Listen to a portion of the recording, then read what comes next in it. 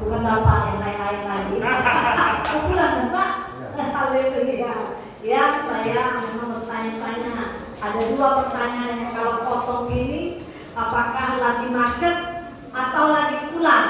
Berarti saya dengar lagi pulang. Haleluya ya. Terkhususnya kita yang percaya kepada Yesus pulanglah. Ya, merayakan Natal bersama keluarga. Pak ya. Tidak ada yang tidak mungkin bagi Tuhan. Banyak sekali kita dengar cerita-cerita di luar sana. Jadi saya sudah ceritakan yang seumur hidup bebas. Udah ya? Ya, Pak, kemarin nggak gereja waktu saya ya. Jadi tak ada yang tak mungkin Pak. Apa yang kita pikir tak mungkin sama seperti kesaksian saya yang awal bulan Oktober.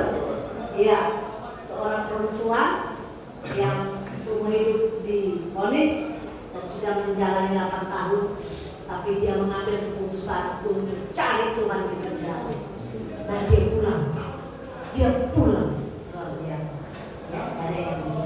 Baik, di bulan November seperti biasa kami dari komunitas orientasi mengasihi selalu punya tema, dan tema kita di bulan November adalah kasih Allah yang besar. Ya, kalau kasih Allah kecil, kalau Ibu Helena, saya tadi cari di mana selalu kasih Allah yang besar. Pertanyaannya, kalau bicara tentang kasih Allah yang besar, apakah saudara yang di sini pernah merasakan kasih Allah di dalam hidupmu selama di sini? Amin. Ya.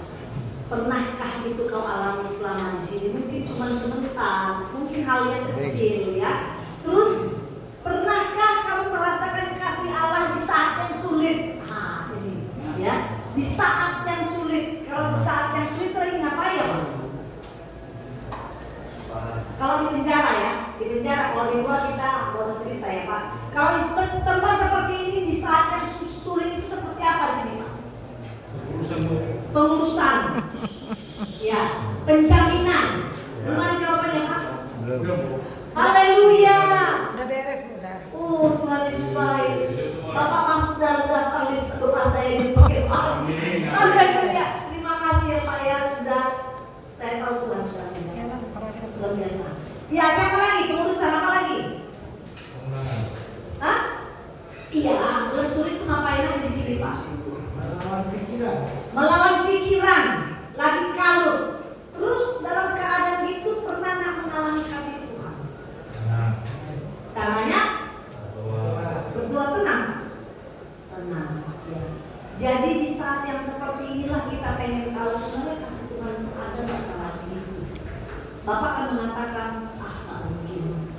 Terlalu banyak dosaku. Sedangkan keluargaku saja tak suka lagi sama.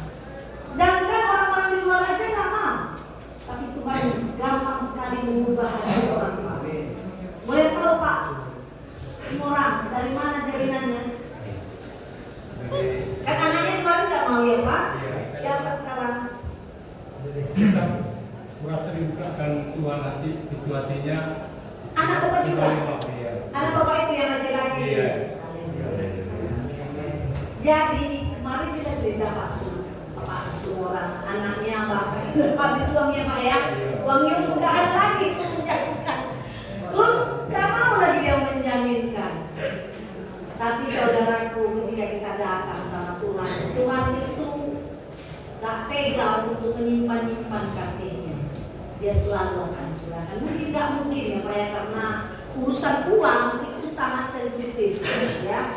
Apalagi anak, apalagi kawan, itu bisa lenyap di film anginnya. Jadi kalau di tempat seperti ini akan mengalami kasih Tuhan itu sangat memungkinkan Pak, khususnya memang di penjara. Saya mau ceritakan satu kesaksian ya, bicara soal kasih Tuhan. Seorang yang bernama John Newton, dia ini orang Inggris ya.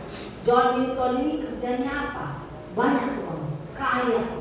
Kerjanya apa? Dia tahun 1745 kerjanya menjual budak. Ini 1700 ya, kita pun belum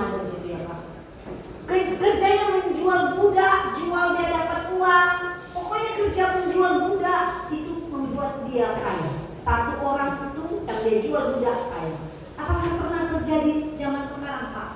Terjadi juga peristiwa Kamboja, ya kan? Ya. Terjadi sekarang, Pak. Jadi berulang kembali itu cerita-cerita yang kejahatan-kejahatan yang dulu terjadi juga berulang. Jadi Bapak ini si Newton ini, si John Newton ini kaya raya dia gara-gara menjual budak. Terutama budak-budak yang diambilnya untuk menjadi budak orang Afrika. Ya kan? Di situ kan banyak diambil, dijual, diambil.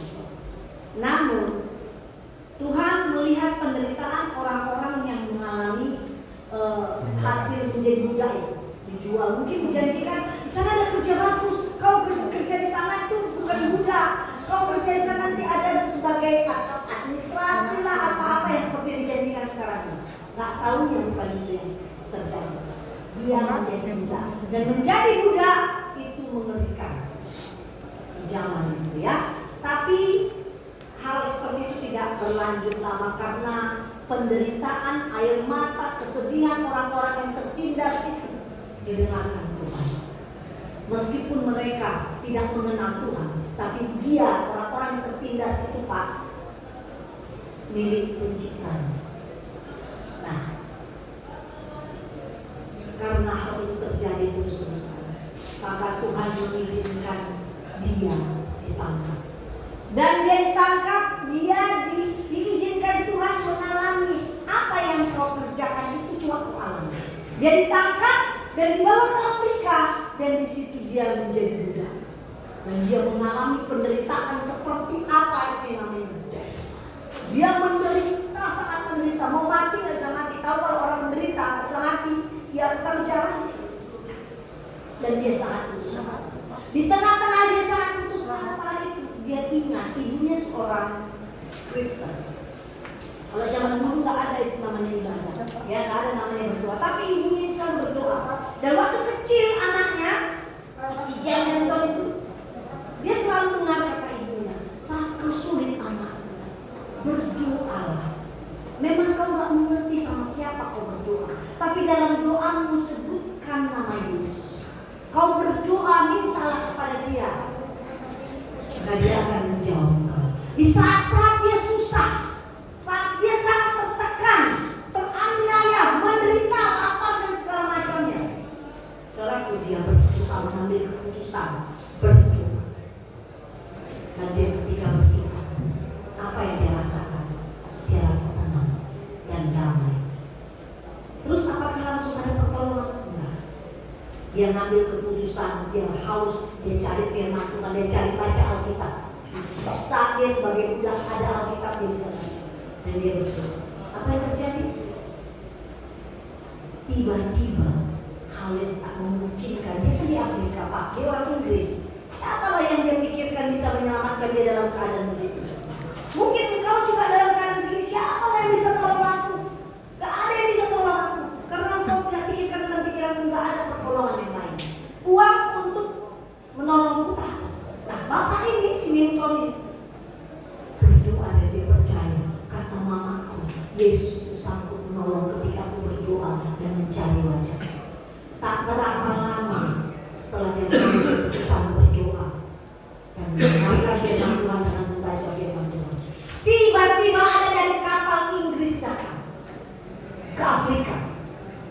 Dan disitulah jalan keluar yang dia lihat dari Tuhan. Kapten kapal ini menemukan dia, seorang Inggris yang dijadikan budak. Maka singkat ceritanya, dibawalah dia pulang ke Inggris. Dalam perjalanan di kapal, dia masih terheran-heran, dia masih terbingung-bingung. Kok bisa aku dalam kapal ini menuju pulang?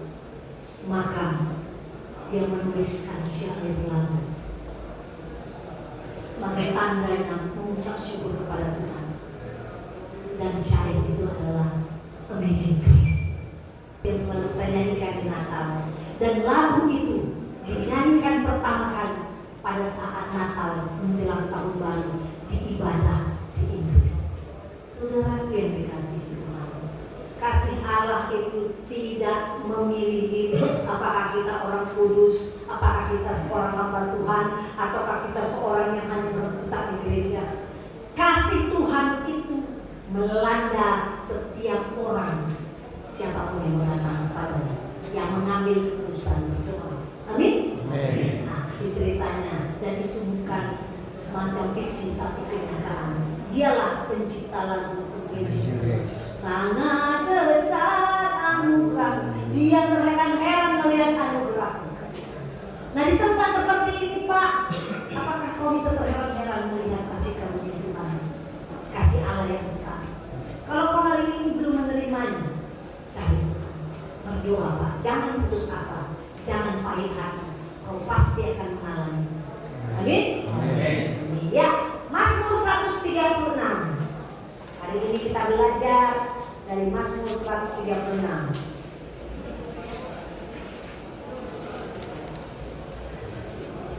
Ayat 1 sampai 3.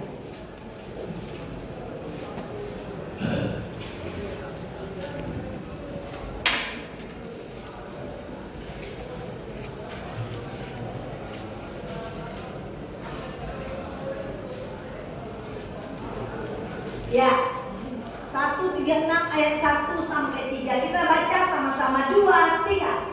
Bersyukurlah kepada Tuhan, sebab Dia baik, sesungguhnya selama-lamanya kasih setianya. Bersyukurlah kepada Allah SWT, bahwasanya selama-lamanya kasih setianya. Bersyukurlah kepada Tuhan segala Tuhan, bahwasanya selama-lamanya kasih setianya. Sama-sama kita katakan amin. Yang pertama, bersyukur kepada Tuhan sebab Ia baik. Perkataan Ia baik itu seperti apa? Apakah kalau kita dikasih sesuatu maka kita tidak baik? Apakah kalau kita meminta sesuatu dalam doa kita terus dijawab Tuhan, oh berarti Tuhan baik? Bila Tuhan belum jawab doa kita, apakah berarti Dia tidak baik? Bila tidak ada, kemarin sudah dialami Pak orang ya, berkali-kali dia menantikan pertolongan siapa yang mau menjawab. Tapi belum dijawab Tuhan, pasti agak mandele dong. Mandele ya, ya mandele ya, putus asa, agak-agak hambar ya Pak ya, itu Bapak alami. Tapi ketika ada jawaban itu, baru katakan baik. Waktu kita mandele, apakah kita bilang Tuhan itu baik? Tuhan selalu baik. Apapun situasi kita, apapun keadaan kita, Tuhan itu selalu baik. Sekalipun ada orang yang tidak memperdulikan kita, sekalipun tidak ada orang yang membantu kita, Tuhan itu selalu baik. Sekalipun di penjara, Tuhan selalu menjadi baik. Ya Pak ya. Kalau kita katakan pas itu orang baik, karena dia setiap kita datang ngasih minum, terus besok sekali lagi saya datang gak kasih minum, apakah saya bisa bilang Pak situ orang tidak baik? Harusnya kan saya berpikir, oh mungkin tempat yang jual minuman lagi tidak ada stok. Jadi pikirannya harus positif, ya Pak ya. Masa saya bilang situ orang udah gak baik lagi kita susah, karena dia tidak kasih lagi kita minum, nggak bisa begitu, ya kan? Ternyata mungkin saja di sana tidak ada lagi stok minuman. Gak mungkin Pak seperti orang kasih di sini Fanta, ya kan? Gak mungkin kalau kita juga nggak minum. Nah Tuhan tuh begitu. Kalau kita minta sesuatu Pak, PB lah dan yang lain-lain, atau istrimu nggak datang, ini saya mau tanya Pak. Singarimbun udah pulang? Oh udah pulang? Wah, ketemu ya. Siapa datang istrinya Pak? Enggak. Berarti jemput istrinya. Berarti jumpa istrinya di luar. Semoga kita doakan istri yang menerimanya dengan tangan terbuka. Karena mungkin sudah merasa, nah dia mandele ya. Berkali-kali minta doa istrinya datang, gak datang juga. Mandele gak pernah lagi saya jumpa di gereja. Gak pernah datang lagi ya. Saudaraku jangan gitu. Ya kan, kau tetap harus datang ke gereja, cari Tuhan, jumpai Tuhan. Karena jumpai orang lain beda dengan jumpa Tuhan. Jumpai orang lain mungkin membuat engkau emosi lah, membuat engkau nggak nyaman lah. Tapi kalau jumpa Tuhan selalu baik, selalu nyaman, selalu tenang, ya. Sekalipun keadaan kita tidak tenang. Jadi bersyukur kepada Tuhan sebab Dia baik. Ini terlepas dari keadaan kita, apapun keadaan kita. Oleh karena itu kita ubah cara pandang. Tadi saya sudah kasih ilustrasi Pak Situmorang. Hari ini dia kasih minum, minggu depan kapan lagi kasih? Saya tidak kasihnya minum. Gak boleh cara pandangnya bahwa Pak Situmorang membenci kita atau tidak menyukai kita. Cara pandangnya diubah, ya. Karena dari hal-hal yang kecil, ya misalnya engkau hari ini itu sakit perutmu, ya. Kan Tuhan Yesus bilang bahwa dengan bilur-bilur Tuhan Yesus sembuh. Apakah di sini ada yang mengalami kau mengatakan kepada sakitmu sembuh dan menjadi sembuh? Sendiri. Jangan tunggu Pak Pendeta atau Ibu Pendeta yang mendolakanmu. Tapi kau mengalami sembuh, kau sembuh. Iya kan? Saya ceritakan sedikit Pak. Kemarin kena narkotika ya bulan lalu ya. Baik-baik saja keadaan saya. Lapas Tidak ada pemuda. masalah. Tapi dari jam 4 sore, dari jam 4 subuh, saya ngurus Pak.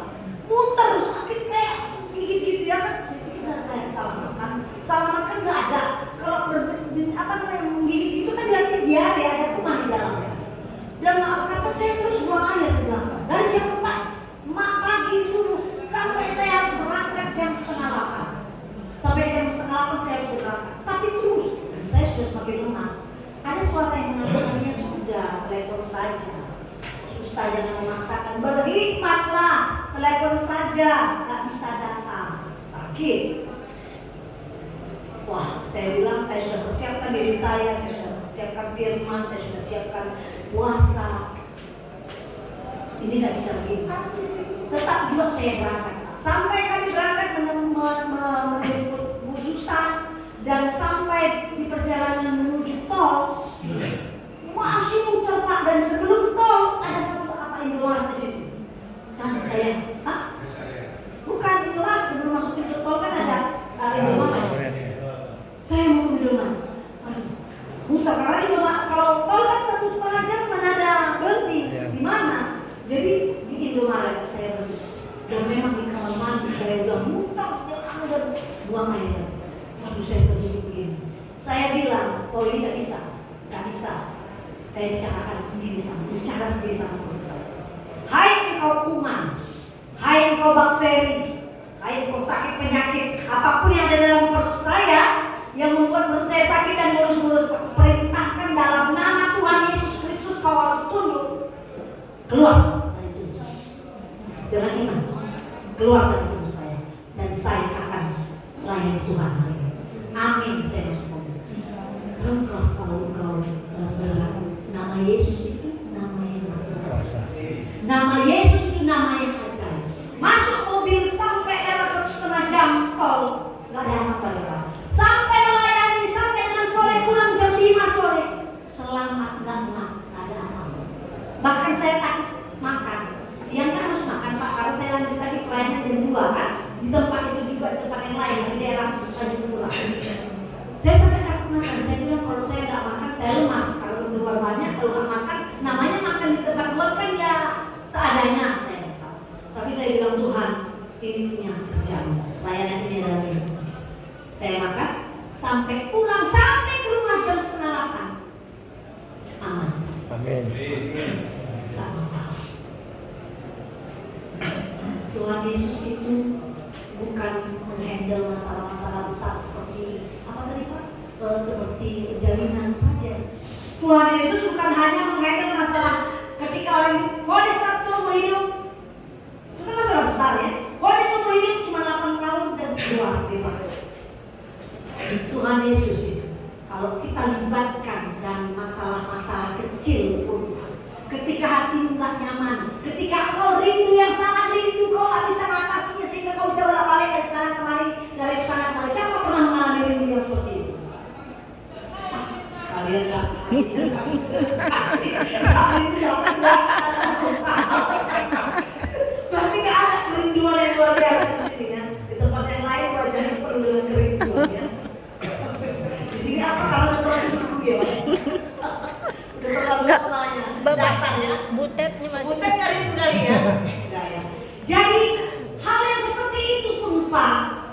Tuhan bisa melakukan.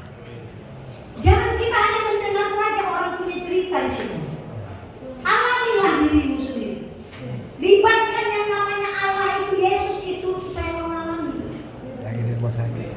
Ya, kita tahu sendiri bahwa Pak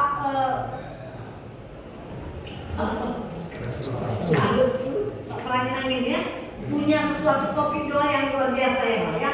Yang rasanya itu hanya kalau bilang Tuhan wallahu alam ya Pak ya.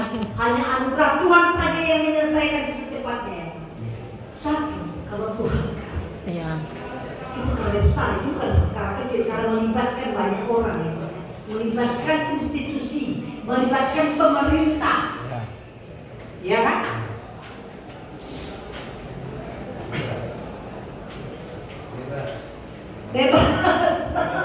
Bebas hari ini. Iya. Oh, luar biasa, puji Tuhan. Haleluya, hari ini bebas. Jangan kita mungkin lagi di sini ya, tentang berdoa ya, pesan saya. Bagus ya.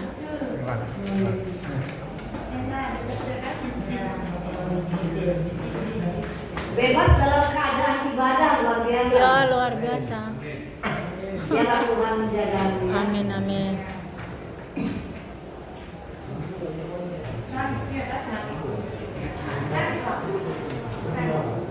Salam sama keluarga Ereku.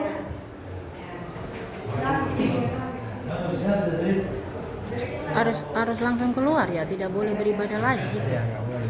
Oh. Nah, ya dari Siapa namanya?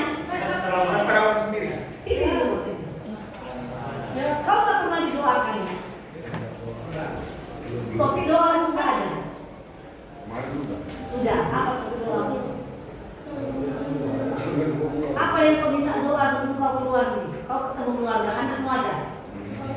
Istrimu ada lakinya? Satu ya? Satu. Yang kau inginkan kau pulang apa? Itu udah pasti. Nah, sehat-sehat. Dapat keturunan. Berapa tahun udah menikah? 10 tahun. 10 tahun. Ayo, sini. Kita akan berdoa. Hadap sana. Kita akan berdoa. Namamu siapa? Ya, sastrawan sendirinya. Bisa kita balik berdiri? Buat saudara kita ini, tempat ini adalah tempat terakhirnya di tempat ini, dan kita dukung dia untuk dia kuat, dan akan kita berdoa untuknya. Semua tangan mengarahkan kepadanya, arahkan semua tangan kita untuknya. Sastra sendirinya, yang kita berdoa. Tuhan Yesus Kristus, kami percaya Tuhan hari ini adalah hari yang luar biasa. Terima kasih Tuhan Yesus, Engkau memberikan dan menyatakan kasih-Mu yang begitu besar kepada sastra sendiri. Tuhan Yesus Kristus, saatnya sekarang dia bebas dari tempat ini. Tuhan Yesus Kristus, bebaskan dia dari segala intimidasi iblis. Bebaskan dia dari segala kuasa-kuasa kegelapan dalam nama Tuhan Yesus. Ketika dia kembali ke keluarganya, Tuhan jadikan dia laki-laki yang hebat di mata istri dan di mata keluarga. Dan jadikan dia laki-laki yang hebat dan berkenan di hadapan Tuhan. Amin. Semua firman Tuhan yang didengarkannya di tempat ini akan mengingatkannya ketika dia mungkin jatuh, ketika dia mungkin patah hati, mungkin dalam keadaan susah. Biarlah firman Tuhan yang mengingatkan. Terima kasih. Dan saat ini kami berdoa untuk sastra sembiring ini. Di dalam nama Tuhan Yesus, Tuhan akan memberikan engkau keturunan. Amin. Laki-laki dan anak perempuan. Dan jadilah engkau seorang bapak dan seorang suami yang berkenan di hadapan Tuhan. Amin, amin. Bimbinglah anak-anakmu. Dan Tuhan akan memberkati buah kandungan istrimu. Engkau akan diberkati berlimpah-limpah. Engkau akan diberikan pekerjaan agar engkau mencukupkan semua keluargamu dengan segala Amin, kebutuhan amin, mereka. Yesus. Dalam nama Tuhan Yesus Kristus.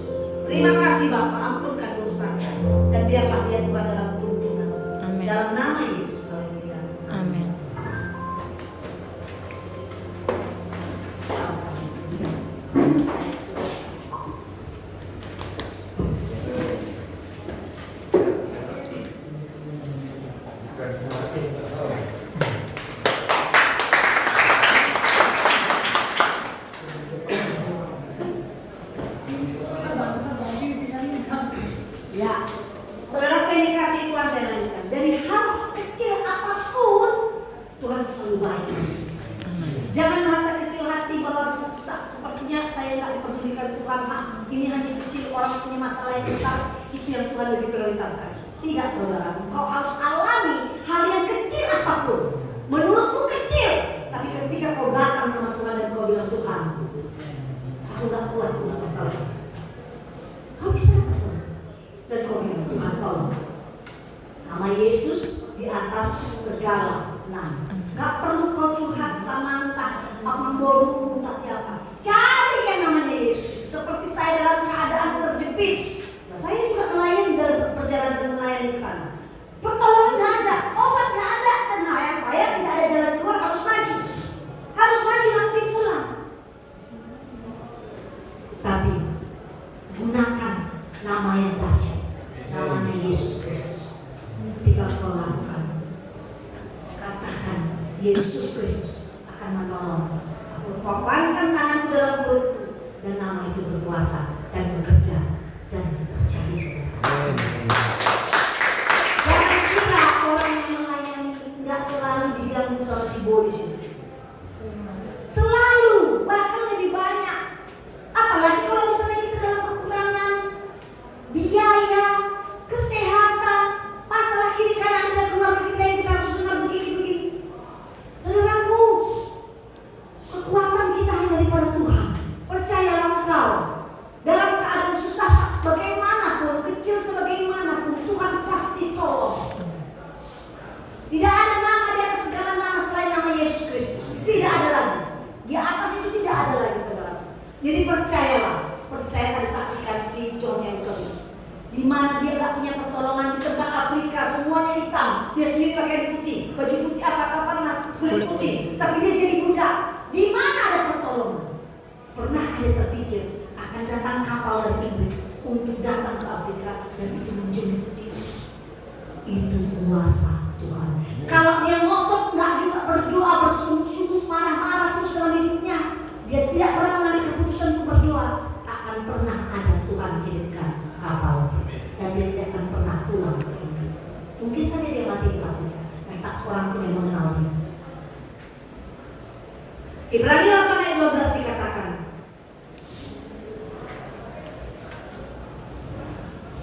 Ibrani 8 ayat 12 dikatakan 2-3.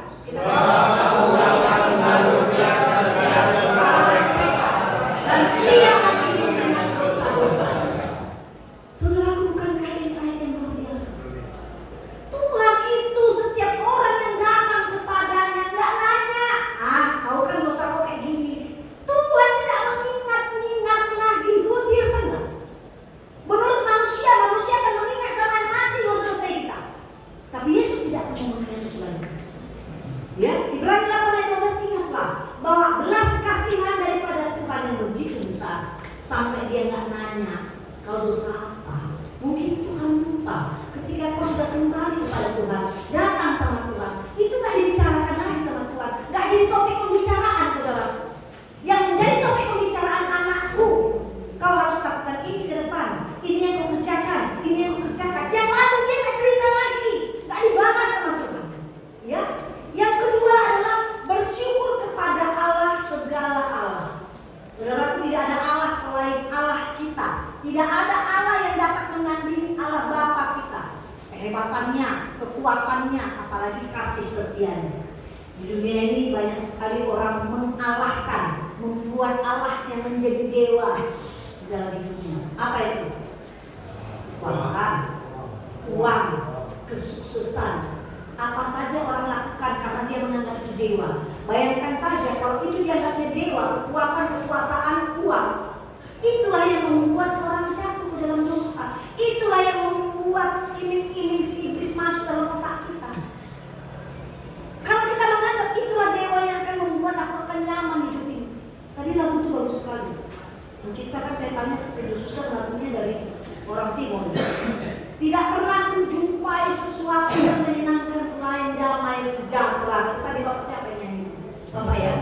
Damai dan tenang. Gak bisa beli, Pak. Itu katanya, makanya kalau